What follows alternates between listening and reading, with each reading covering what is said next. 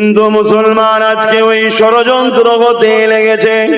তাই আজ নতুন করে আর একটা ষড়যন্ত্র শুরু হয়েছে। সেদিন শিক্ষাকে বন্ধ করে দিয়েছিল, বন্ধ করে দিয়ে কিন্তু মিটাতে চেয়েছিল, কিন্তু আজকে নতুন একটা ষড়যন্ত্র শুরু হয়েছে। ওই ষড়যন্ত্র হলো এটা, শুধু মাদ্রাসাকে বন্ধ করলে হবে না, মসজিদকে মিটিয়ে দিলে হবে না, নতুন করে মাদ্রাসা করতেও হবে, মসজিদ করতেও হবে।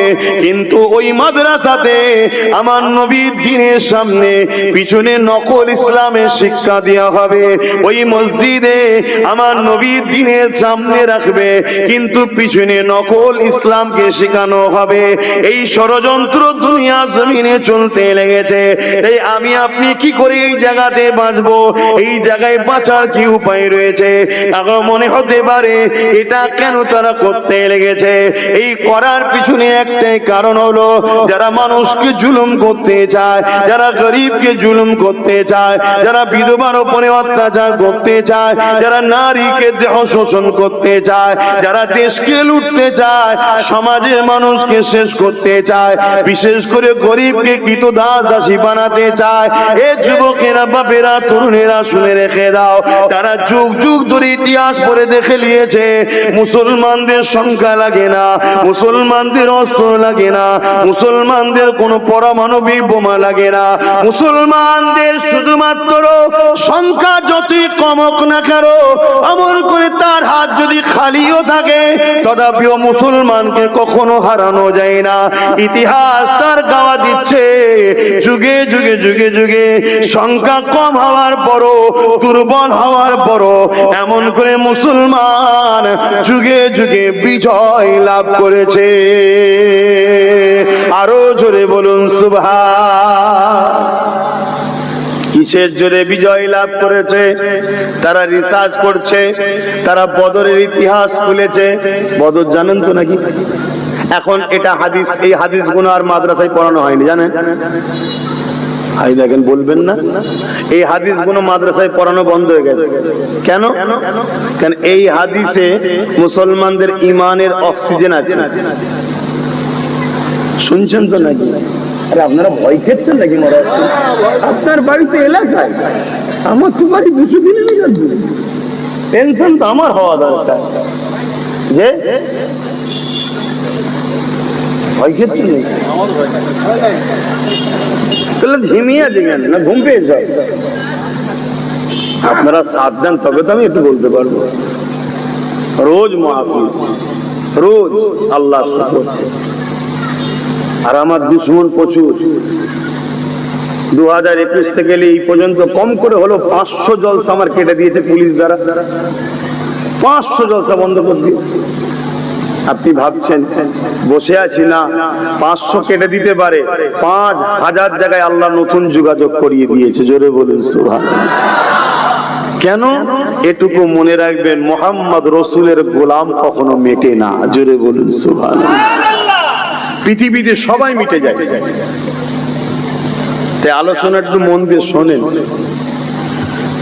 তারা রিসার্চ করছে, কিতাবুল মাগাজি খুলছে, যেটা অলরেডি পড়ানো সিলেবাসে বন্ধ করে দেওয়া হয়েছে। আজ আমি আপনাদেরকে তা থেকে সামান্য কিছু শোনাচ্ছি। ছেলেগুলো সেই মোবাইল, তুই শুনবি কখন? শোন না বাবা, মন অন্যদিকে পড়ে থাকে, ওই দিকে থাকে। ছবি ঠিক আসছে তো? সাইড হয়ে যাচ্ছে না তো? আবছা হচ্ছে না তো? এই দিকেই পড়ে থাকে। আল্লাহ নবী, নবী দয়া নবী যখন মক্কা জমিনে এসে, মক্কা তৎকালীন জালিম অত্যাচারী শাসক আবু জেহেল উতবা সাইবাকে যখন মেসেজ দিল, তোমরা এই জুলুম অত্যাচার বন্ধ করো, মানুষকে স্বাধীন দাও, তাদেরকে একত্ববাদ এক আল্লাহ পাকের উপাসনা করতে দাও, তাদের উপরে জুলুম অত্যাচারকে বন্ধ করে দাও। অনেক লম্বা কথা, মূল জায়গাটা বলতে লেগেছে। তারা আমার নবী পাকের উপরে অনেক জুলুম চালিয়েছিল, আপনারা সবাই জানেন।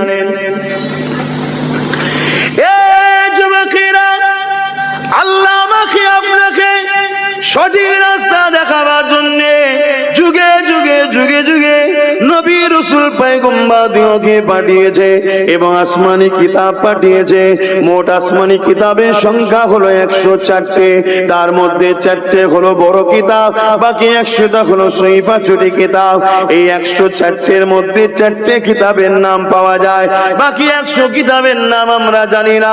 তাই কোন ধর্মগ্রন্থের সমালোচনাও করতে চাই না, কিন্তু আমাদের জন্য আল্লাহ যেটা সিলেবাস করেছে, যেটা সর্বকালের সর্বশ্রেষ্ঠ ফায়সালা, আল্লাহ চূড়ান্ত ফায়সালা কালামুল্লাহ কোরআন শরীফকে আল্লাহ তোমার আমার জন্য বিধান করে পাঠিয়েছে, তোমার আমার জন্য জীবন ব্যবস্থা করে পাঠিয়েছে।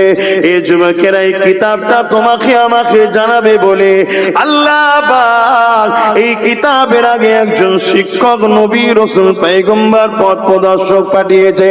তিনি অন্য কেউ নাই, সর্বকালের সর্বশ্রেষ্ঠ রাসূল নূর নবী মুহাম্মদুর রাসূল।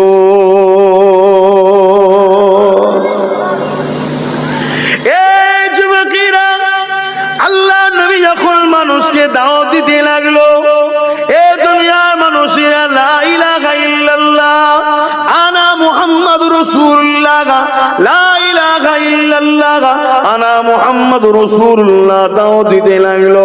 মনে রাখবেন, আমার নবী পাকের দিকে মানুষ আগাতে লেগেছে, আমার নবী পাকের কথা শুনতে লেগেছে। কিন্তু আবু জেহেল উতবা সাইবা দেখলো মুহাম্মদ যা বলছে সত্য বলছে, ঠিক বলছে, কিন্তু মুহাম্মদ রাসূলের থেকে মানুষ যদি সরানো না যায়, আমাদের শয়তানি সাম্রাজ্য, আমরা যে মানুষের প্রভু হয়ে বসে আছে, মানুষকে যে শোষণ করতে লেগেছে, গরিব গুলোকে দাসী বানিয়ে দিয়েছে, মানুষের পেটিগুলোকে ঘরের রাখনানি চাকরানি বানিয়ে রেখেছে, এখনো সব বন্ধ হয়ে যাবে।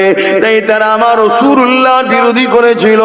এই বিরোধী করতে করতে এত চরম বিরোধী করলো, আল্লাহ নবী যখন সিজদাতে যেত নামাজের জন্য, এক আল্লাহকে মাথা নত করত, সিজদা করত, ওই জালিম গুলো আমার নবী পাকের পিঠে পচা দুম্বার ভুঁড়ি চাপিয়ে দিত। একদিকে দুর্গন্ধ আর একদিকে ভারী। এ যুবক, তোমার আমার নবীর কথা বলছি, যে নবী সারা জীবন তোমার আমার জন্য কেঁদেছে, আজও রোজা মুবারকে তোমার আমার জন্য কাঁদতেছে। আল্লাহ নবীকে হায়াতুন নবী মানেন তো নাকি? একটু হাত তুলে দেখান না, বা মানেন তো নাকি? হ্যাঁ, মাথায় রাখবেন, এই একটা দুনিয়াদার আলেমদের প্ল্যান। নবীকে মরা বানাই যারা, এরা হলো দুনিয়াদার আলেম, এরা নবীর ওয়ারিস নয়, এরা হলো দুনিয়ার আজকের আবু জেহেল উতবা সাইবার ওয়ারিস। কেন? নবীকে মরা জানলে আমাদের ঈমান চলে যাবে। আল্লাহ নবী, নবী দয়াল নবী, তোমাকে আমাকে বাঁচাবার জন্য এক আল্লাহর রাস্তা, নাজাতের রাস্তা, কল্যাণের রাস্তা, সিরাতুল মুস্তাকিমের রাস্তা দেখাবার জন্য আল্লাহ নবী বড় কষ্ট করতে লাগলো। নবী পাক সিজদায় যখন যেত, ওই শয়তান জালিম আবু জেহেল উতবা সাইবা তার লোক বলেরা আমার নবী পাকের পিঠে পচা দুম্বার ভুঁড়িগুলোকে চাপিয়ে দিত। আল্লাহ নবী নিঃশ্বাস নিতে পারত না, এমন করে দুর্গন্ধ, বড় কষ্ট হতো, দম নিতে বড় কষ্ট হতো। এই অবস্থায় নবী পাকের কলিজার টুকরি খাতুনে জান্নাত তখন ছোট ছিলেন, তিনি এমন করে এসে আব্বার পিঠ থেকে এই পচা দুম্বার ভুঁড়িগুলোকে নাপিয়ে দিতেন। এমন করে দেখতে দেখতে এক তারিখ আমার নবী পাক সিজদায় পড়ে আছে, শালীন শয়তান গুলো এত দুম্বার ভুঁড়ি আমার নবীর পিঠে চাপিয়েছে, আমার নবী পাক পুরো ঢাকা পড়ে গেছে, সিজদায় পড়ে রয়েছে, দম নিতে পারছে না। এদিকে খাতুনে জান্নাত আব্বাকে খুঁজতে লেগেছে, খুঁজতে খুঁজতে কোনো জায়গায় পাচ্ছে না। বুঝতে পেরেছেন ওই দুম্বার ভুঁড়ির মধ্যেই নিশ্চয়ই আছে, কেননা পিরাই জালিমরা এইভাবে আমার আব্বা সিজদায় পড়লে ওর উপরে দিয়ে দেয়। এই খাতুনে জান্নাত তখন শিশু ছিলেন, ছোট ছিলেন, বড় কষ্ট করে সেই দুম্বার ভুঁড়িগুলোকে নাবিয়ে নাবিয়ে নাবিয়ে নাবিয়ে সরিয়ে যখন দেয়, ওর পেটর থেকে দোনোজানে সুলতান রাহমাতুল লিল আলামিন মাথা তোলে। এই যুবকেরা, তরুণেরা, ভেবে দেখো কত কষ্ট করে আল্লাহ নবী তোমার আমার কাছে দিনটা দিয়ে গেছে, তোমার আমার কাছে কোরআন দিয়ে গেছে। ওই কোরআনের প্র্যাকটিক্যাল হলো রাসূলুল্লাহ সুন্নাত। কোরআন বুঝতে গেলে নবী বুঝতে লাগবে, কোরআন বুঝতে গেলে নবী বুঝতে লাগবে। নবী ছাড়া কোরআন যারাই বুঝতে গেছে তারা খারিজি হয়ে চির জাহান্নামী হয়ে গেছে। কোরআন বুঝতে গেলে নবী বুঝতে লাগবে। নবীর জীবনীটাই হলো কোরআন শরীফ। কেননা আমার নবী পাক যা কিছু করেছে আল্লাহর হুকুমে করেছে। কোরআন হলো কালামুল্লাহ, আল্লাহ পাকের কথা। তাই কোরআনের প্র্যাকটিক্যাল, কোরআনের বাস্তবটা হলো মুহাম্মদুর রাসূলুল্লাহ। এই তো আম্মা জান আয়েশা সিদ্দিকা বলে কানা খুলুকুল্লাহুল কোরআন। আমার নবীকে যদি কেউ দেখতে চাও, জানতে চাও, বুঝতে চাও তাহলে কোরআন দেখো। কেন আমার নবীর লাইফ স্টাইলটাই হলো কোরআন। আরো জোরে বলুন সুবহান। নবীর জীবনী যত পড়বেন কোরআন তত বুঝবেন। কারণ নবী যা কিছু করেছে এটা কোরআনের বাস্তব, প্র্যাকটিক্যাল। কথা বুঝে আসছে? কোরআন তো আমরা পেয়েছি কাগজে কালিতে, কথা বুঝে আসছে? কোরআন নবীর উপরে ওহী নাজিল হয়েছে, সাহাবাদেরকে বলেছে রাসূল। সাহাবা হুজুররা শুনে সেটা তখনকার সিস্টেমে যে ছিল, পাথরে হোক চামড়ার উপরে হোক, সাহাবা হুজুররা সেগুলোকে লিখেছে।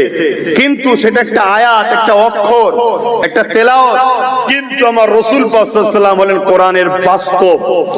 আল্লাহ কোরআনে বলেন আকিমুস সালাত, নামাজ কায়েম করো। নামাজটা কি বলবেন তো? মাথাটাকে জমিনের দিকে পা দুটোকে বরকত দিলে নামাজ কায়েম হবে?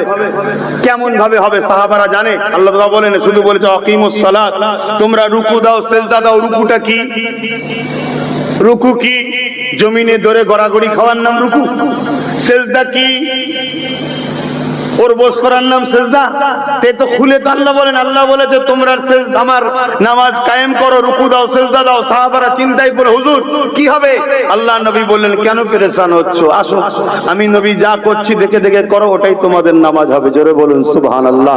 তাহলে নামাজের বাস্তব হলো মুহাম্মদ রাসূল। জোরে বলুন সুবহানাল্লাহ। অর্থাৎ মুহাম্মদ রাসূল নামাজকে প্র্যাকটিক্যাল আমাদেরকে দেখাচ্ছে। সেই নবী ছেড়ে দিয়ে যারা কোরআন ধরতে গেছে তারা খারিজি হয়ে চির জাহান্নামী হয়ে গেছে। অতএব নবী ধরতে লাগবে, তবে কোরআন পাবে। নবী ধরলে আল্লাহ পাবে। নবী ছাড়া কোরআনও নেই, হাদিসও নেই, দ্বীনও নেই, আল্লাহও নেই। কেন? নবীকে যে ছেড়েছে সে আল্লাহর প্রকৃত সম্মান মর্যাদাও বুঝতে পারবে না। প্রকৃত রাসূলুল্লাহ তো আমার আল্লাহর যে শান মর্যাদা, আল্লাহর জন্য কিভাবে কথা বলতে হবে, আল্লাহর পবিত্রতা কিভাবে রাখতে হবে, আল্লাহর আদব কিভাবে করতে হবে, আল্লাহর শানে কোন কথাটা বলা যাবে, কোন কথা বলা যাবে না, এটাই তো আমার রাসূল শিখিয়েছে। জোরে বলুন সুবহানাল্লাহ। আরো জোরে বলুন না সুবহানাল্লাহ। বাপে আমার নবী অনেক কষ্ট করছেন তোমাকে আমাকে এই দিন পৌঁছাবে বলে। জালিমরা কিন্তু হুজুরের পিছনে লেগে গেল। আল্লাহ নবী নবী ওখান থেকে অনেক বড় কথা হিজরত করে আসবে মদিনা শরীফের জমিনে চলে গেল। আমি একটা জিনিস ফিরে আসতে চাইছি বুঝাবার জন্য এদিকে যাচ্ছি। কেন বিশ্বজুড়ে আমাকে তোমাকে মেরে দিতে চাইছে? কেন বিশ্বজুড়ে তোমার আমার কাছ থেকে দ্বীন ইসলামকে সরাতে চাইছে? এর উদ্দেশ্যটা কি রয়েছে এটাই বুঝাবার জন্য এদিকে যাচ্ছি। যুবকেরা, তরুণেরা, আল্লাহ নবী আসে মদিনার জমিনে চলে গেলেন। নবী আমার মদিনার জমিনে গিয়ে দ্বীনের দাওয়াত দিতে লাগলেন। নবী আমার মদিনার জমিনের মানুষকে একত্ববাদ আল্লাহ চিনাতে লাগলেন। মদিনার মানুষকে দ্বীন চিনাতে লাগলেন। দলে দলে দলে দলে বিশ্ব থেকে মানুষ মদিনার জমিনে আসতে লেগেছে। একটা দুটো তিনটে করে মানুষ ঈমানের কালেমা পড়তে লেগেছে। মদিনার জমিনে নবী সাহাবা হুজুর দিগকে নিয়ে বড় খুশি আনন্দের মধ্যে রয়েছে। সাহাবা হুজুররা বড় নিরাপদে রয়েছে। মক্কায় যে জুলুমটা হতো এটা একটু কমে গেছে। এই খবর মক্কা জালিম আবু জেহেলের কাছে চলে এলো। এলো, মক্কা জালিম উতবা সাহেবের কাছে চলে এলো, মক্কা জালিম উমাইয়ার কাছে চলে এলো।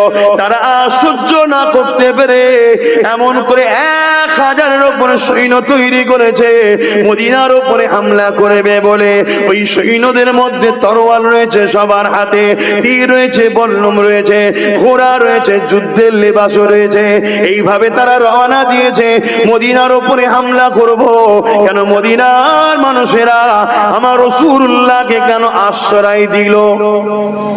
তাহলে রাগটা কার জন্যে বলছে না তো? নবীর জন্য। জোরে বলুন, রাগটা কার জন্যে? আমাদেরকে আজকে যারা টার্গেট করেছে মূলত রাগটা হলো আমরা রাসূলুল্লাহকে ভালোবাসি তাই। আর নবীর উপরে এত রাগ তাদের কেন? এই জন্য রাগ। পৃথিবীর বুকে 1000 বছরে পারস্যর শিরক বিদআত অন্যায়কে নূর নবীর কদমের ওসিলায় আল্লাহ পাক চিরতরে মিটিয়ে দিয়েছে। এই জন্য আমার নবীর উপরে রাগ। কিসরা, কাইসার, রোম শুরু করে পৃথিবীর বুকে যারা 1000 বছর ধরে মানুষের খোদা সেজে বসেছিল, মানুষগুলোকে গোলাম বানিয়ে রেখেছিল, গরিবের রক্তগুলোকে শোষণ করছিল, নারীগুলোকে ভোগের পাত্রী বানিয়ে দিয়েছিল, আমার নূর নবী এসে পৃথিবীর প্রত্যেকটা গরিবের গলা থেকে দাসত্ব শিকলকে খুলে দিয়েছে। নারীদেরকে জন্তু পুঁতে দেওয়া হতো, ওই নারীদেরকে মায়ের সম্মান দিয়ে সম্মানিত করেছে। পৃথিবীর জমিনে বেইনসাফি হতো, আল্লাহ নবী ইনসাফ দিয়েছে। পৃথিবীর জমিনে নকল খোদা সেজে মানুষ বসেছিল, তাদের উপাসনা হতো, আল্লাহ নবী বন্ধ করে দিয়ে এক আল্লাহর উপাসনা করা শিখিয়েছে। এই জন্য পৃথিবীর জমিনে প্রত্যেকটা অত্যাচারকারী, প্রত্যেকটা মানবরূপী শয়তান এবং নারীদেরকে যারা ভোগ করা পছন্দ করে, যারা আমার নবীকে তারা দুশমনী করে, যারা মা বাপের উপরে জুলুম করা পছন্দ করে, তারাই তো আমার নবীর দুশমনী করে। যারা সমাজের গরিবকে নিজেদের দাস দাসী বানাতে চায়, তারাই তো আমার নবীর দুশমনী করে। সেই দিন থেকে নিয়ে আমার নবীর দুশমনী বিশ্ব জুড়ে শুরু হয়েছে। আর এক শ্রেণীর লোক আমার নবীর দুশমনী করে বেড়ায়। কারা তারা? যারা মুসা নবীর দাবি করে ধর্মের লেবাস দিয়ে করে খেত। বুঝছেন তো নাকি? আমি একটু অন্য লাইনের আলোচনা করি, আপনারা সবই তো জানেন। শুধু কেসটা কাহিনী ঘটনা বলে না, সমাজকে বাঁচাবার চেষ্টা করে আজ করছি। অসুবিধা হচ্ছে? মাইকের আওয়াজে বুঝতে পারছেন? তাহলে এক শ্রেণীর দুশমন বুঝলাম, যারা মানুষের প্রভু হতে চেয়েছিল, মানুষের নারী, মানুষের পরিবার তাদের ভোগের পাত্রী। শুনছেন? মানুষ তাদের গোলাম। নবী আজাদ করেছে, নবী ইনসাফ দিয়েছে, নবী ইনসানিয়াত দিয়েছে, নবী জুলুম বন্ধ করেছে। রাজা হবে রাজা হও, প্রজার উপরে জুলুম নয়। নেতা হবে নেতৃত্ব দাও, প্রজার খেদমত করো, জুলুম নয়। নারীদেরকে জন্তু পুতা নয়। নারী মা, আর মায়ের পায়ের তলায় জান্নাত দিয়ে দিয়েছে। জোরে বলুন সুবহানাল্লাহ। জান্নাত শ্রেষ্ঠ আল্লাহর নিয়ামত। আল জান্নাতু তাহতা আকদামুল উম্মাহাত। সেই জান্নাতকে নবী মায়ের পায়ের তলায় দিয়েছে। জোরে বলুন সুবহানাল্লাহ। শুনছেন তো নাকি? তাহলে রাগ হবে না? হবে না? ঘরে যদি চতুর্দিকে আলো জ্বলে দিন হয়ে থাকে, চোরের রাগ হবে না? হবে না? তুই তোর ঘরটা আলো করে রাখছিস, পুরো গ্রাম আলো করছিস কেন? তোরটাতে আগে ডাকাতি করবো, মানে তোর জন্য অন্য বাড়িতে যেতে পারছি না। কথা বুঝছেন? তাহলে আমার নবীর উপর রাগ হওয়ার কারণ বুঝছেন? এই এক শ্রেণী। আর এক শ্রেণীর লোকের আমার নবীর উপর রাগ, যারা মুসা নবীর দাবিদার, কিন্তু তাওরাত কিতাবের মধ্যে বিকৃত করে ধর্ম ব্যবসা শুরু করেছিল। শুনছেন? ঈসা নবীর দাবিদার, কিন্তু ঈসা নবীর যে মূল কথা, সেই কথাকে ছেড়ে দিয়ে নিজেদের মন গড়া ঢুকিয়ে দিয়ে তারা দুনিয়ার মানুষের কাছে ব্যবসার দোকান খুলেছিল। আমার নবী আসাতে ঈসা নবীরও নেতৃত্ব বন্ধ, মুসা নবীরও নেতৃত্ব বন্ধ, সমস্ত নবীদের নেতৃত্ব বন্ধ হয়ে গেছে। মুহাম্মদ রাসূলের ডাঙ্কা বাজাতে হবে, তাই তাদেরও দোকান বন্ধ হওয়ার জন্য তারা আমার নবীর ওপর উপরে তাদেরও রাগ, তাই তারা ঘুরিয়ে ফিরিয়ে ছলে বলে কলে কৌশলে উম্মতে মুহাম্মাদিকে নতুন করে আবার টেনে ঈসা মুসার দিকে নিয়ে যেতে চাইছে। শুনছেন না? শুনেন না? সমাজে শোনা যায় আমার নবী নাকি শাফাআত করতে পারে না। এই বলার উদ্দেশ্যটা কি? অপর দিকে শোনানো হচ্ছে ঈসার মাননেওয়ালা জান্নাতি, মুসার মাননেওয়ালা জান্নাতি, মুসা ঈসা তাদেরকে জান্নাতে নিয়ে যাবে। আমার নবীর একটা যুবক উম্মত, প্যান্ট শার্ট পরা উম্মত, দাড়ি চাচা উম্মত, ডাক্তারি ইঞ্জিনিয়ারিং জজ খুলে পড়েছে, উকিলি করা উম্মত, ধর্ম সম্বন্ধে জ্ঞান নেই। যখন এই কিতাবটা পড়বে, একটা কিতাবে লেখা আছে মুহাম্মদ কিয়ামতের দিন শাফাআত করতে পারবে না, আরেকটা কিতাবে লেখা আছে ঈসা মুসার মাননেওয়ালা জান্নাতি। বলো আমার ঘরের ছেলেটা আমার নূর নবী থাকবে না ঈসা মুসার দিকে চলে যাবে? এটা একটা প্ল্যান চলছে। এই সব প্ল্যানের মধ্যে একটা লক্ষ্য, আমাদের ঈমানকে শেষ করো। এবারে প্রশ্ন, ঈমান শেষ করে লাভটা কি হবে? তাই তো নাকি? লাভটা কি হবে? কি লাভ হবে? এবারে মূল জায়গাতে চলে আসেন। আমার নবী পাক যখন মদিনা জমিনে বড় আরামের সঙ্গে রয়েছে, মদিনায় সাহাবারা বড় নিরাপদের মধ্যে রয়েছে, ওই শয়তান আবু জেহেল উতবা সাইবা এই জালিম গুণ তখন 1000-এর উপর সৈন্য নিয়ে মদিনার উপরে হামলা করার জন্য আগাতে লেগেছে। আমার নূর নবীর কাছে মেসেজ চলে এলো, আমার রহমতের নবীর কাছে খবর চলে এলো, আমার শাফাআতুন নবীর কাছে খবর চলে এলো, আমার হায়াতুন নবীর কাছে খবর চলে এলো, আমার মেরাজ নবীর কাছে খবর চলে এলো। আল্লাহ পাকের শ্রেষ্ঠ নবী নূর নবীর কাছে যখন খবর চলে এলো, নবী আমার মদিনা নববী শরীফে গিয়ে সাহাবাদেরকে ডাক দিলেন, বাবা সাহাবারা কি আছো বাবা? আল্লাহ দ্বীনের জন্য জান মাল দিতে পারবে বাবা। সবে ঈমানের কলেমা পড়েছে, সবে দ্বীনের মধ্যে এসেছে। নবী আমার তাদেরকে লক্ষ্য করে বলল, ওই সময় আনসারী সাহাবা আর মুহাজিরিন সাহাবা, দুই সাহাবা ভাইরা রয়েছে।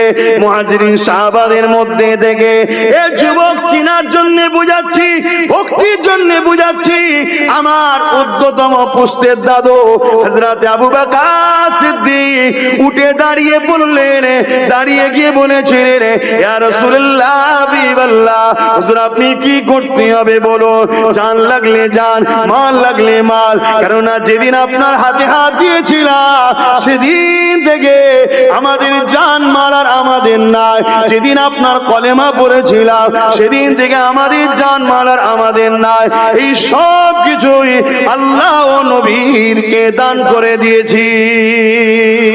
এ যুবকেরা, তরুণীরা, বাবেরা, হযরত আবু বকর সিদ্দিক মুহাজিরিনদের তরফ থেকে বলে দিলেন, আনসারীদের তরফ থেকে হযরত সাদ ইবনে মুআয রাদিয়াল্লাহু তাআলা তিনি উঠে দাঁড়িয়ে বললেন, তিনিও বলতে লাগলেন, ইয়া রাসূলুল্লাহ হাবিবাল্লাহ, হুজুর আপনি চিন্তা করবেন না, আপনি একবার ঘোষণা দেন কি করতে হবে।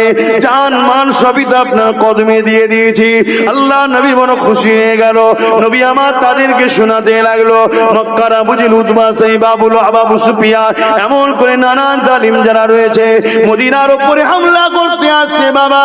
কেননা তোমাদের ঘরে নিয়ে আমি দ্বীনের মেসেজ ছড়াচ্ছি, তোমরা ইনসাফের মধ্যে চলে এসেছো, ইনসানিয়াতের দিনে এসেছো, এই তাদের বড় হিংসা রাগ হতে লেগেছে। তবে বাবা দেরি করো না, চলো বাবা মদিনার জমিনে তাদেরকে প্রবেশ করতে দিলে হবে না। কেননা মদিনার জমিনে যদি প্রবেশ করে জালিমরা যখন জুলুম করবে, তাদের জুলুমে বাচ্চারাও মারা যাবে, তাদের জুলুমে নারীরাও অত্যাচারিত হবে, তাদের জুলুমে মদিনার বড় ক্ষতি হয়ে যাবে। তাই আগিয়ে চলো বাবা, তাদেরকে রাস্তাতে আমরা রুখে দিবার জন্য আগিয়ে যাব। আরো জোরে বলুন সুবহান আল্লাহ। আমার দিতে হবে না, আমার দিতে হবে না। আপনি আল্লাহর দিন, রসুলের দিন, দিন ইসলামের দিন, আর আমার দাদা হুজুরটা ছেড়ে দেবেন না। তার সিলাই তো আমরা দিন পেলাম, ব্যাস আমার না দিলেও হবে। আমি তো গোলাম, আমার নূর নবীর গোলাম। আমি কেন, আমার বাপ গোলাম, আমার দাদু গোলাম, আমার 14 উপরে যাবেন যত সবাই তো হুজুরের গোলাম। আমরা হুজুরের গোলামি করেছি বলেই তো আল্লাহ সম্মানিত করছে। মনে রাখবেন, হুজুরের গোলামি ছাড়া মুক্তি নাই। অনেকে বলে ডাক্তার হয়েছি, আমার ছেলে ডাক্তার, ভালো ভালো, খারাপ না, অস্বীকার করছি। আপনার ছেলে ডাক্তার ঠিক আছে, হুজুরের গোলাম কি চেনে হুজুরকে? তাহলে আপনার ছেলে সাকসেসফুল নয়, মারা গেলে সব ভুলে যাবে লোক। আপনার ছেলে জজ, তাই নাকি? ভালো কথা হয়েছে, ভালো কথা, ওটাও দরকার আছে। আপনার ছেলে কি হুজুরের গোলাম, নবীর গোলাম কি না? তাহলে আপনার কি ছেলের কিছু দাম নেই। কে কি হতে পেরেছে ওটা সাকসেসফুল নয়, প্রকৃত সাকসেসফুল হলো যে রসুলের গোলাম হতে পেরেছে সে। জোরে বলুন সুবহানাল্লাহ। সবকিছু মৃত্যুর সাথে মিটে যাবে, আর রসুলের গোলাম চলে যাবার পরও দাম বেড়ে যায়। জোরে বলুন সুবহানাল্লাহ। আজও কোটি কোটি লোক, দেখুন না, আমার গরিবে নওয়াজ 800 বছর হলো চলে গেছে। কত বছর? 800 বছর কম বেশি। আজও কোটি কোটি লোক তিনার দরবারে যাচ্ছে। জোরে বলুন সুবহানাল্লাহ। আমার দেশের 50 বছর আগে কোনো যে নেতা মারা গেছে কারো খোঁজ আছে? 50 বছর কোনো খেলোয়াড়ের খোঁজ আছে? 50 বছরের আগে কোনো নায়ক নায়িকা মারা গেছে খোঁজ আছে? কেউ খোঁজলে কেন? পুরা নবীর গোলাম হতে পারেনি। আর আমার মুজাদ্দেদে আল-পেসানি চেনেন না? এই চেনেন না? সব চেনে, কিন্তু 100 বছর আগে বাপ আমার ভারতবর্ষে 100 বছর আগে যে ভারত চালাতো তার নাম বলতে পারবে? কেউ চেনে না, কেউ জানে না। কিন্তু আমার মুজাদ্দেদ আল-পেসানিকে কোটি কোটি লোক এখনো চেনে। শুধু নয়, তার দরবারে গিয়ে চোখের পানি ফেলে কাঁদে, ও হুজুরের গোলাম, দোয়া করেন না আমাদের জন্য। জোরে বলুন সুবহানাল্লাহ। দেখুন, ফুরফুরার মুজাদ্দিদুল জামান 100 বছর কম বেশি কাছাকাছি চলে গেছে। আজও কোটি কোটি লোক তার ইসালে সাহাবে ভিড় করছে। সারা বছর যায় 3 দিন ইসালে সাহাবে, কিছু কম বেশি 1.5 কোটির কাছাকাছি মানুষ যে ভিড় করে 3 দিন ধরে। কেন? নবীর গোলাম ছিল। আমার দেশের প্রেসিডেন্ট ছিল নাকি? আমার রাজ্যের সিএম ছিল নাকি? না না না না, কত সিএম মরে গেছে, লোক ভুলেই গেছে। কিন্তু দাদা হুজুরের কাছে আজও যাচ্ছে, নবীর গোলাম ছিল। জোরে বলুন সুবহানাল্লাহ। দেখো না, দেওবন্দীদের পীর হাজী ইমদাদুল্লাহ মুহাজির মাক্কি, আমিও তেনার নাম নিলাম। নিলাম না? নিলাম না। আমি তেনার সিলসিলার না হলেও নাম নিলাম। কেন? তিনি নবীর গোলাম ছিল। জোরে বলুন সুবহানাল্লাহ। দেখো না, বেরেলিদের পীর আলা হযরত আহমদ রেজা খান বেরলভী, আমি তেনার সিলসিলার না হলেও নাম নিলাম। কেন? তিনি নবীকে ভালোবেসেছিল, নবীর গোলাম ছিল। কথা বুঝে আসছে? কারামত আলী জৌনপুরি সাহেব, আমি তেনার সিলসিলার না হলেও নাম নিলাম। কেন? তিনি নবীর গোলাম ছিল। তো নবীর গোলাম কখনো মেটে না। জোরে বলুন সুবহানাল্লাহ। বাকি সব মিটে যায়। এখানে আরেকটা কথা শোনেন, নবীর গোলামের বয়স যত বাড়ে দাম তত বাড়ে। জোরে বলুন সুবহানাল্লাহ। বাকি সব জায়গায় বয়স বাড়লে দাম কমে যায়। খেলোয়াড়ের বয়স হলে খেলা খারাপ হয়ে যায়, দাম কমে যায়। নায়ক নায়িকার বয়স ভালো হলেও ফিগার নষ্ট হয়ে যায়, চেহারা নষ্ট হয়ে যায়, ভ্যালু কমে যায়, কি বলে, দামও কমে যায়। নেতা বুড়ো হলে জনতার দলের নতুন নিউ জেনারেশন বলে, আমরা এখন তরুণরা সব নেতৃত্ব দেবো, সব জায়গায় দাম কমে যায়। কিন্তু ফুরফুরা শরীফে আজও যাও, আব্বাস সিদ্দিকীর কাছে যদি লাখ লোক দেখা করে, আমার মুরব্বী বাচ্চাদের কাছে কোটি লোক দেখা করে। জোরে বলুন সুবহানাল্লাহ। কেন? নবীর গোলামের বয়স বেড়েছে। এখানে বয়স বাড়লে দাম বাড়ে। নবীর গোলামি ছাড়া আল্লাহ পাওয়া যাবে না। নবীর গোলামি ছাড়া দ্বীন ইসলামকে বুঝা, নবীর গোলামি ছাড়া কোরআন জানা যাবে না। কথা মাথায় ঢুকিয়ে নেন। আর দুনিয়া চাইছে আমাদেরকে সব দে, সব দে, নামাজ দে, রোজা দে, দাঁড়ি দে, টুপি দে, মসজিদ দে, মাদ্রাসা দে, কোরআন দে, সব দে, শুধু ছলে বলে কলে কৌশলে নবীর গোলামিটা কেড়ে নেয়। কেন ভাই? জানবেন না কেন? হযরত আবু বকর সিদ্দিককে জিজ্ঞাসা করা হয়েছিল, ও হযরত আবু বকর সিদ্দিক, আপনার নামাজ রয়েছে, রাইসুল মুনাফিক আব্দুল্লাহ ইবনে উবাই নাম শুনেছেন আপনারা? আব্দুল্লাহ ইবনে উবাইয়ের তো নামাজ রয়েছে। এই আবু বকর সিদ্দিক, আপনি রাসূলুল্লাহর প্রথম খলিফা। আব্দুল্লাহ ইবনে উবাই সেও তো নবীর সাহাবী দাবি করেছে। এই আবু বকর সিদ্দিক, আপনি নবীর সাথে জিহাদের ময়দানে গেছে। আব্দুল্লাহ ইবনে উবাইও জিহাদের ময়দানে গেছে। এই আবু বকর সিদ্দিক, আপনি নবীর সঙ্গে হজ করেছে। আব্দুল্লাহ ইবনে উবাইও হজ করেছে। এই আবু বকর সিদ্দিক, আপনি রোজা রেখেছে। আব্দুল্লাহ ইবনে উবাইও রোজা রেখেছে। এ যুবকেরা, আমার আবু বকর দান করেছে, আব্দুল্লাহ ইবনে উবাইও দান করেছে, কিন্তু আল্লাহর কোরআন আব্দুল্লাহ ইবনে উবাই সম্বন্ধে এবং সমস্ত মুনাফিক সম্বন্ধে জানিয়েছে এরা হলো জান্নাত জাহান্নামী। আর আমার রাসূলুল্লাহ আবু বকর সম্বন্ধে জানিয়ে দিলেন দুনিয়া জমিনে জান্নাতে সার্টিফিকেট পেলে। কি ব্যাপার, কি রহস্য? আবু বকর সিদ্দিকের নামাজ রয়েছে, আব্দুল্লাহ ইবনে উবাইয়ের নামাজ রয়েছে। আবু বকর সিদ্দিক জিহাদে গেছে, আব্দুল্লাহ ইবনে উবাইও জিহাদে গেছে। আবু বকর সিদ্দিক রোজা রেখেছে, আব্দুল্লাহ ইবনে উবাই রোজা রেখেছে। আবু বকর সিদ্দিক হজ করেছে, আব্দুল্লাহ ইবনে উবাইও হজ করেছে। আবু বকর সিদ্দিক দরুদ পড়েছে, আব্দুল্লাহ ইবনে উবাইও দরুদ পড়েছে। আবু বকর সিদ্দিক নবীকে ইক্তেদা করেছে, করে নামাজ পড়েছে। আব্দুল্লাহ ইবনে উবাই ইক্তেদা করে নামাজ পড়েছে। এরপরে আব্দুল্লাহ ইবনে উবাইয়ের পাগড়ি রয়েছে, দাড়ি রয়েছে। আবু বকর সিদ্দিকেরও পাগড়ি দাড়ি ছিল, কিন্তু আবু বকর সিদ্দিক দুনিয়া থেকে জান্নাতের সার্টিফিকেট পেল, আব্দুল্লাহ ইবনে উবাই জাহান্নামের সার্টিফিকেট পেল। কারণ কি? কারণ কি? হযরত আবু বকর সিদ্দিক বলেছিল, এ দুনিয়ার মানুষ শুনে রেখে দাও, আব্দুল্লাহ ইবনে উবাইয়ের মধ্যে যা আছে আমি আবু বকরের মধ্যে তা আছে, কিন্তু আমার মধ্যে যা আছে আব্দুল্লাহ ইবনে উবাইয়ের মধ্যে তা নাই। দুনিয়া বলতে লেগেছে, ও সিদ্দিক আকবর, আমরা তো দেখতে পাচ্ছি আপনি নামাজি, ও নামাজি, আপনি রোজাদার, ও রোজাদার, আপনি হাজি, ও হাজি, আপনার পাগড়ি আছে, ওরও পাগড়ি আছে, আপনার দাড়ি আছে, ওরও দাড়ি আছে, আপনি নবীর সাথে জিহাদ করতে যেতেন, ও জিহাদ করতে যেত। কি সমস্যা, কি সমস্যা? হযরত আবু বকর বলে, এগুলো ওরও রয়েছে, আমারও রয়েছে, অর্থাৎ ওর যা আছে আমারও তা আছে, কিন্তু আমার মধ্যে যা রয়েছে ওর মধ্যে তারা। আবু বকর সিদ্দিক, আপনার মধ্যে কি রয়েছে যেটা ওর মধ্যে না? হযরত আবু বকর সিদ্দিক বলেছিল, আমার দিলে ও চোখে নবীর প্রেম ও ভালোবাসা আদব রয়েছে, যেটা আব্দুল্লাহ ইবনে উবাইয়ের মধ্যে না। তাই সব থাকার পরও এক, ও জাহান্নামে যাচ্ছে, আমি জান্নাতে যাচ্ছি। আরো জোরে বলুন সুবহান। শুনছেন তো নাকি?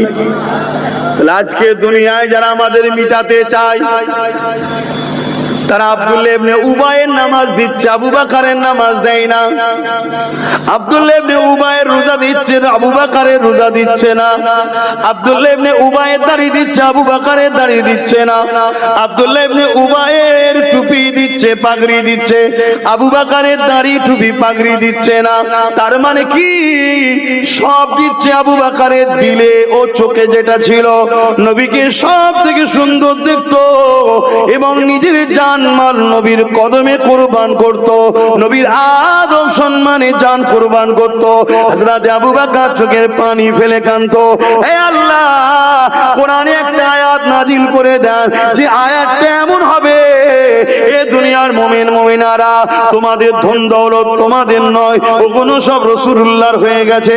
নবী কারো কাছে যেন না চায়, নবী যখন মন যাবে, যেটা মন যাবে মানুষের নেবে, খরচ করবে। এরা নবী বারবার চাইতেন, দাও গো বাবা, মসজিদে নববীর জন্য দাও, দ্বীন ইসলামের জন্য দাও, জিহাদের ময়দানের জন্য দাও। আবু বকর সিদ্দিককে বড় কষ্ট লাগতো।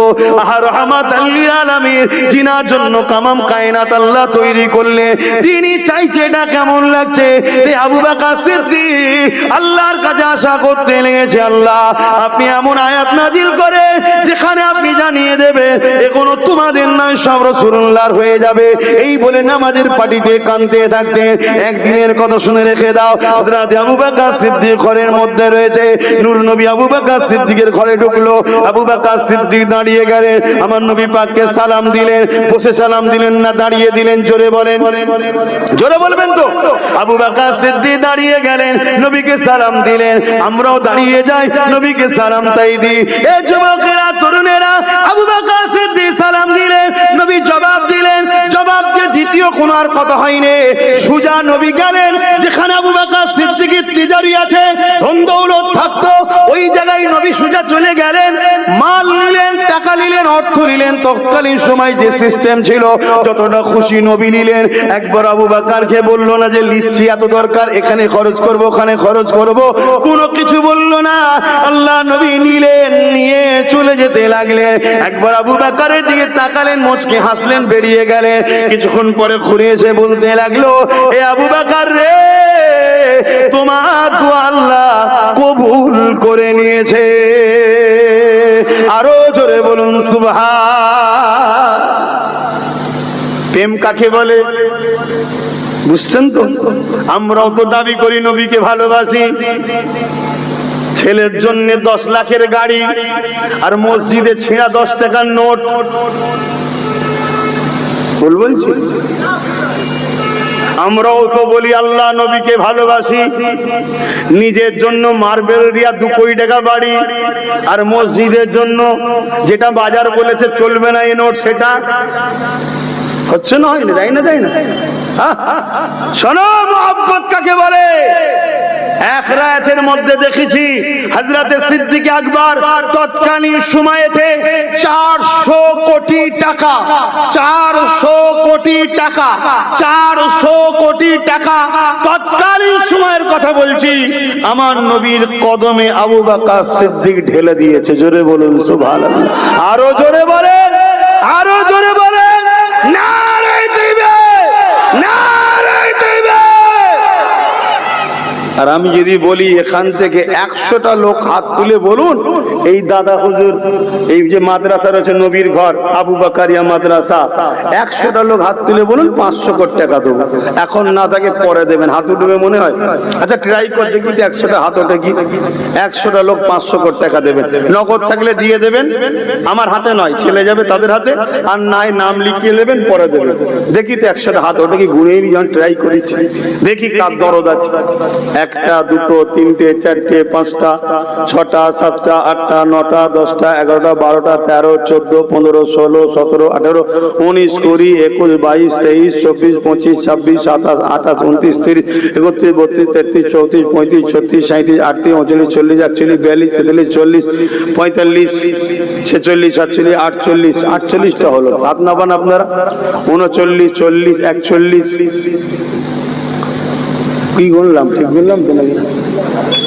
বলে গেল। আচ্ছা আর একবার হাত তুলেন তো, কারা কারা বলেছেন? যারা নগদ দিয়ে দিলেন তারাও হাত তুলুন, হাতটা গুনতে হবে তো, দেখি 100টা লোক বেরোই। একটা যার নগদ দিয়ে চলে আসবেন। আমি জলসা করবো তো নাকি? জলসা কোনো এই জলসা করবো না এখনো প্রায় 1 ঘন্টার কাছে টাইম আছে। নামাজ পড়বো রে বাবা, আমিও নামাজ পড়বো। শোনেন, নামাজ পড়ুন আল্লাহর জন্য, নামাজের বাহার দেখাবেন না। নামাজ দিয়ে পার হওয়া যাবে না, পার হতে গেলে মোহাম্মদ রসুল লাগবে। জোরে বলুন সুবহানাল্লাহ। নামাজ পড়বেন কার জন্য? আল্লাহর জন্য, ওটা দেখাবেন না আমি নামাজ পড়ি, ওটা বলবেন না। আল্লাহ যদি বলে 10 মিনিটের নিঃশ্বাসে ট্যাক্স দিত, নামাজ দিয়ে ঠেকাতে পারবেন? কথা বলেন। জান্নাত একমাত্র যদি যেতে চান মোহাম্মদ রসুলের গোলামি করুন, গোলামির ওসিলায় জান্নাত পাবে, বাকি কোনো জিনিসে জান্নাত নাই। আমার নবী দোয়া চাওয়া শিখিয়েছে আল্লাহর কাছে কিভাবে। আল্লাহর কাছে দোয়া চাও, আল্লাহ যতদিন বাঁচাবেন দিন ইসলামের উপরে রাখবেন, অর্থাৎ নামাজ রোজা হজ যাকাত দাড়ি টুপি দান খায়রাত পাক পবিত্র হালে রাখুন, কিন্তু মরণটা দেবেন ঈমানের সাথে। এ থেকে বোঝা গেল সারা জীবন ইসলামের উপরে থাকার পরও ঈমানের সঙ্গে মরবে কি কোনো গ্যারান্টি নাই। শুনছেন তো নাকি মরজ? তাই আল্লাহর কাছে নবী বলছেন দোয়া চাও কিভাবে? আল্লাহ ইসলামের উপরে জিন্দেগি দাও আর মরণটা দাও ঈমানের সাথে। জোরে বলুন সুবহানাল্লাহ। আরো জোরে বলুন সুবহানাল্লাহ। আরো জোরে বলুন সুবহানাল্লাহ। একটা মানুষ 80 বছর বেঁচেছে, 60টা ফরজ হজ করেছে, 50,000 মাদ্রাসা করেছে, বুঝাবার জন্য বলছে, অনেক বড় লোক হয়তো। 50,000 গরিব মেয়ের বিয়ে দিয়েছে, 60 বছর রোজা রেখেছে, তাহাজ্জুদ করেছে, প্রতিদিন 1 খতম করে কোরআন পড়ে। শুনছেন তো যে ভাই, এই শুনছেন না আপনারা? এ কোনো ভালো কাজ না খারাপ কাজ? জোরে বলেন, ভালো কাজ না খারাপ কাজ? 5000 মাদ্রাসা করেছে, ভালো কাজ না খারাপ কাজ? কিন্তু মরণের সময় বেঈমান হয়ে মরেছে, জান্নাত পাবে? কথা বলছো না তো? আর একটা লোক সারা জীবন শিরক করেছে, আল্লাহর বিরুদ্ধে, নবীর বিরুদ্ধে, দ্বীনের বিরুদ্ধে, বিভিন্ন সব শিরকই হয় জানেন না? এক আল্লাহর ইবাদত না করে অন্য জায়গায় ইবাদত করে, বুঝতে পারছেন তো নাকি? কিন্তু মরণের সময় কলেমা পড়তে পড়তে ইমানের সঙ্গে মরণ হয়েছে, এ জান্নাত যাবে না? যাবে না? কদিন যাবে? সারা জীবনের জন্য ঢুকবে আর বেরোবে না। জোরে বলুন সুবহানাল্লাহ। তাহলে মরণ কিসে দরকার? ঈমানে। মরণ কিসে দরকার? আর জিন্দেগি কিসে দরকার? ইসলামের উপরে। জোরে বলুন সুবহানাল্লাহ। জিন্দেগি ভালো নামাজ, রোজা, দাড়ি, টুপিতে। জিন্দেগি ভালো হজ, যাকাত, দান, খায়রাতে। জিন্দেগি ভালো, এটা দুনিয়ার জিন্দেগিতে নামাজ রোজা যারা আছে সে বড় আরামে আছে। আর মরণ ভালো কিসে? আপনাদের মাঝে কষ্ট হচ্ছে, জোর করেই শোনাচ্ছি, বুঝছেন কিনা বলবেন তো? মরণ ভালো কিসে? ঈমানে। ঈমানটা কি বলুন? ঈমান কি? কলকাতার রসগোল্লা নাকি কিনে খেয়ে নেবেন? ঈমান কি? এই যে গাছ দেখছেন না, গাছ, আচ্ছা আমি ওটা গুনে নিয়ে আগে, আমি গুনবো 100টা মানুষ পাওয়া যায় কি দেখি। এত তো বুক ফাটাচ্ছি যে নবীর হও, নবীর হও, এত তো সব আল্লাহ করে মুসলমান, জানতে দেবো। হ্যাঁ, কি বলি না? বলি না? জানতে দেবো, আল্লাহর জন্য জানতে দেবো, নবীর জন্য জানতে দেবো। আরে তুমি না দিতে চাইলে আল্লাহ নেবে, তুমি যদি নাও দাও তাও আল্লাহ নেবে, তাই তো নাকি? হ্যাঁ, ওটা তো বলতে খুব সহজ লাগে, হাকিকাতে প্রমাণ দাও না। দেখি তো 100টা লোক যারা যারা হাত তুলেছিলেন, 500 করে দেবেন বলেছিলেন, নগদ হোক বা লিখি হোক, কারা কারা হাত তুলেছিলেন? হাতটা তোলেন না, হাতটা তোলেন, গুনবো শুধু। 1টা 2টো 3টে 4টে 5টা 6টা 7টা 8টা 9টা 10টা 11টা 12টা 13টা 14 15 16 17 18 19 20 21 22 23 24 25 26 27 28 29 30 31 32 33 34 35 36 37 38 39 40 41 42 43 45 46 47 48 49 50 51 52 53 53 54 54টা হয়েছে, 55 56, হাত নেপিয়ে দেন আপনারা, 56টা হলো, বাকি কই? 57 নম্বরে কে হাত তুলবেন বলুন? আর কে কে দেবে 57? দেখি এই ঘরে মাদ্রাসার জন্য দিতে পারবেন না 500 টাকা? 57, 58, 58 বলুন, কে দেবেন কমসে কম? আর 2টো লোক তুলে 60 করেন দেখি, এই 2টো কে দেবেন? একটা হলো, আর একটা কে আছে? আর একটা কে আছে? ওই তো দেখেন, যাক আলহামদুলিল্লাহ। তাহলে আমি বুঝাতে চাইছি 500টা টাকা আমরা খরচ করতে পারছি। এই যে বলেন আমি গরিব, গরিব হলেন কেন? আল্লাহ গরিব করে পাঠিয়েছে। কে বলেছে? কে বলেছে আল্লাহ আপনাকে গরিব করে পাঠিয়েছে? হ্যাঁ, আল্লাহ এই 2টো চোখে কি দিয়েছে জানেন? 13,000 26,000 কোটি ক্যামেরা আছে, লেন্স আছে, 1 টাকা করে দাম হলে 26,000 কোটি টাকা শুধু 2টো চোখের দাম। জোরে বলুন সুবহানাল্লাহ। গরিব করেছে আল্লাহ। নিজে থেকে ভুল রাস্তায় চলার জন্য আজকে ঠকছি। আসুন আমার নবীর হয়ে যান, আমার নবীর হন, আমার নবীর গোলামি করে। আপনি গরিব নয়, আপনি বাদশা।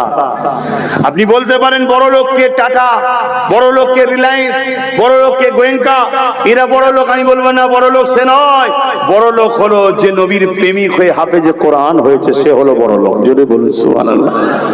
আপনি দেখছেন ও তো 500 টাকা 2,500 3,000 টাকা মাইনে পায়, ও আপনার নজরে দেখছেন। শোনেন, এরা কিয়ামতের দিন কাঙ্গাল হয়ে যাবে, দিশেহারা হয়ে যাবে। আর হাফেজে কোরআন যদি নবীর প্রেমিক হয়, 70 জন জাহান্নামীকে জাহান্নামে যাওয়ার লোককে ধরে জান্নাতে নিয়ে যাবে। জোরে বলুন সুবহানাল্লাহ, আরো জোরে বলুন সুবহানাল্লাহ। তাহলে আপনাদের বাচ্চাগুলো যদি হাফেজ হয় অসুবিধা আছে? কথা বলছে না কেন? কিন্তু হাফেজ হলে শুধু হবে না, নবীর প্রেমিক হতে হবে। হাফেজও 2 ধরনের, হাফেজও 2 ধরনের। বড় বড় কোরআন তেলাওয়াত করে, ও টান সুর, বাপ রে বাপ, কিন্তু নবীর দুশমন, নবীর আদব নেই, নবীর সম্মান নেই, নবীর শানে কি কথা বলতে হয় কোন কথা বলতে নেই জানে না। কিছু লাভ আছে ভাই? আমি কি বোঝাচ্ছি বুঝছেন তো নাকি? কেন এই কথা কোনো বোঝাচ্ছি জানেন? আপনারা খেটে খাওয়া মানুষ, আমাদের তো সব হারা হয়ে গেছে। নামাজও শেষ, রোজাও শেষ, দাঁড়ি শেষ, জুব্বা শেষ, টুপি শেষ, মাহফিলে নেই, যাত্রায় ভিড়, গানে ভিড়, ফাংশনে ভিড়, ইমানদার নেতাও নেই, সব বদমাইশ আমাদের এখন নেতা হয়ে দাঁড়িয়েছে। সব জায়গাতেই আমাদের কানা। কমসে কম যদি ইমানটা থাকে একদিন না একদিন জান্নাতটাই যেতে পারবে। জোরে বলুন সুবহানাল্লাহ। এজন্য বুঝাচ্ছি বাপ, পেটের জ্বালায় জলসা করিনি, নবীর গোলাম হব বলে জলসা করছি। নবীর গোলাম হবার শখ, জানি না নবী আমায় কবুল করবে কি, এটাও শুনে রাখো। নবী যদি না পছন্দ করে তো বেকার হয়ে গেল আব্বাস সিদ্দিকী। অত সহজ নয়, অত সহজ নয় নূর নবীর গোলাম হওয়া, অত সহজ নয়। যে নবীর জুতো আল্লাহর আরশে ওঠার চান্স পেয়েছে, জোরে বলুন সুবহানাল্লাহ, সেই নবীর গোলাম হওয়া চারটিখানি ব্যাপার নাকি?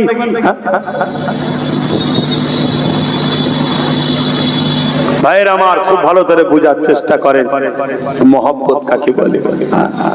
বদরের কথাটা বলি, বদরের কথাটা বলি।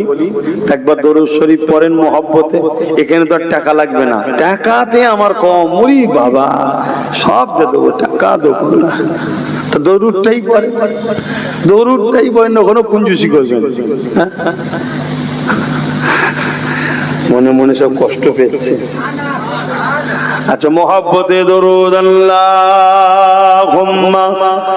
সাল্লি আলা সাইয়্যিদিনা মাওলানা মুহাম্মদ ওয়া আলা আলিহি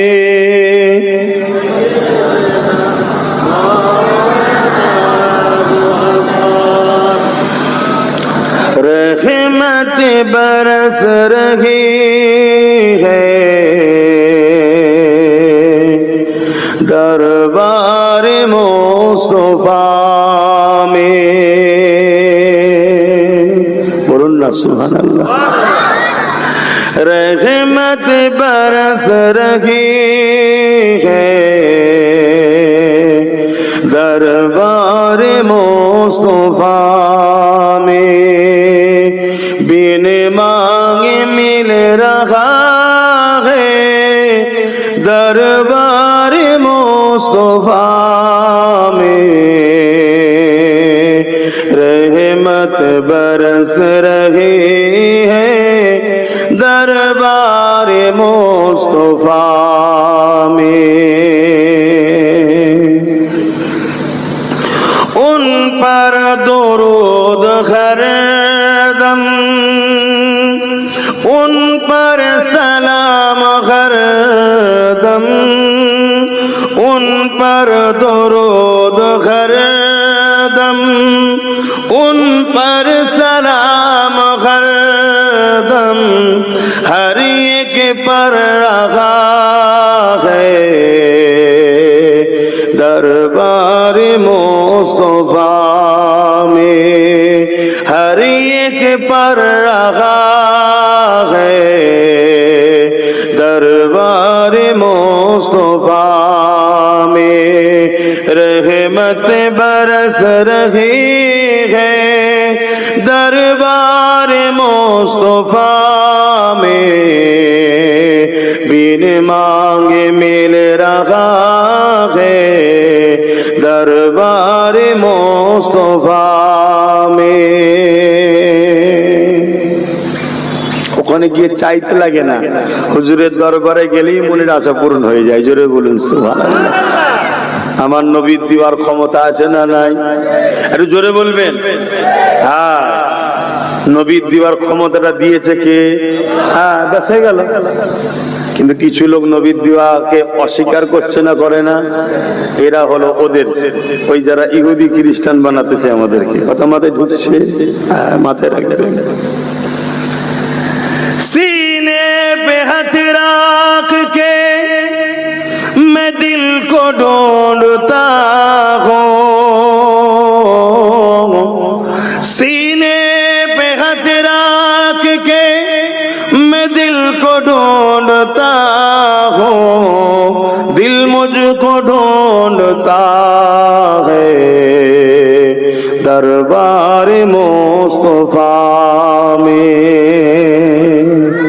জোরে বলুন না সুবহানাল্লাহ।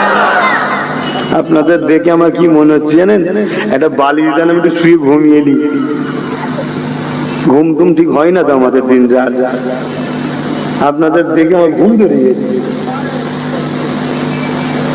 কষ্ট দিয়ে লাভ নেই, সব মনে মনে বদদোয়া করবে। মুরব্বী মানুষ রয়েছে সব বসে থাক, সালাম দেবো নবীকে, বসে দেবেন না দাঁড়িয়ে আসেন। হে নবী সালাম,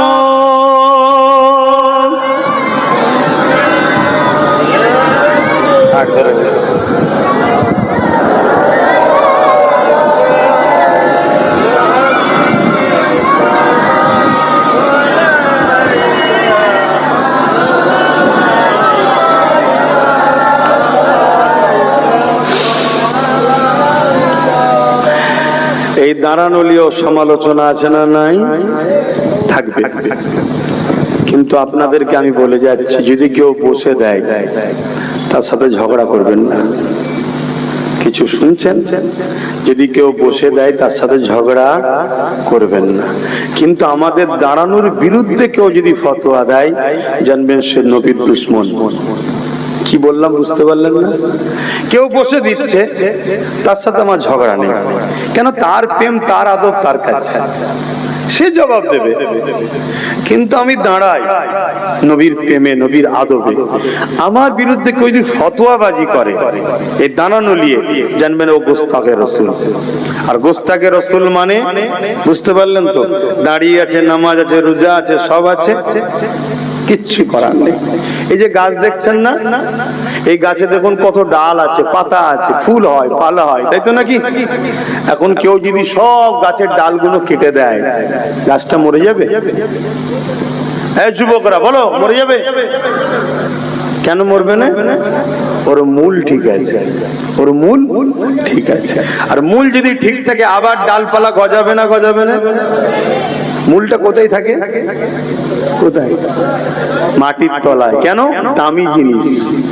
ডাল গেলে ডাল আসবে, মূল গেলে সব শেষ। পাতা গেলে পাতা ফুটবে, মূল গেলে সব শেষ।